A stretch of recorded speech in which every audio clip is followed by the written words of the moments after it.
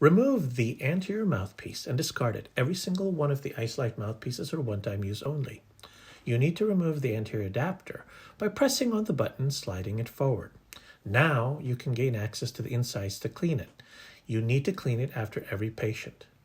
Grasp the base and separate the upper portion by grabbing the sides.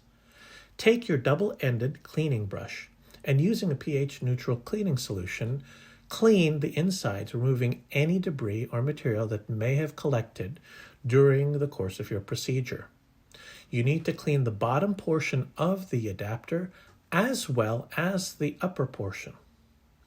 Once you've finished cleaning, you can now place them into the autoclave bag. Please refer to the instructions for use regarding the cycles for autoclaving the anterior adapter. Once done with autoclaving, to use it, the unit needs to be removed, reassembled so it can be placed. Take it out of the autoclave bag and holding the bottom of the adapter, take the upper half, hook it onto the base, and then align it, and then press it down and click. Now you can take it and reconnect it onto the Isolite Pro control head and use it again.